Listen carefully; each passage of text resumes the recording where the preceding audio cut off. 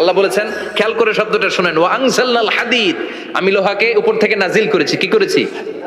কথা বলেন। তার মানে লোহা পৃথিবীতে ছিল না, নাজিল করছে কে? আল্লাহ। লোহা পৃথিবীতে ছিল?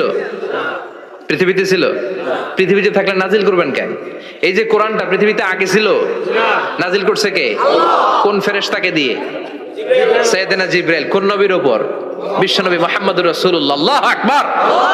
তার মানে ওহী পৃথিবীতে ছিল না, আল্লাহ উপর থেকে নাজিল করেছেন। নুজুল মানে উপর থেকে নিচের দিকে আসা। এই নুজুল শব্দ ব্যবহার করে আল্লাহ বললেন, ওয়া আনজালনাল হাদিদ, লোহাকে আমি নাজিল করেছি। তার মানে লোহা পৃথিবীর উপাদান নয়, লোহা এসেছে উপর থেকে। কোন সুবহানাল্লাহ। বিজ্ঞানীরা, পদার্থবিদ যারা গবেষণা করে এটাই পেয়েছেন, লোহা আসলে পৃথিবীর না। লোহা পৃথিবীতে উৎপাদন করা হয় নাই। লোহার যে মলিকিউল, অণু আছে, লোহার একটা অণু তৈরি করার মতো ক্ষমতা পৃথিবীর নাই।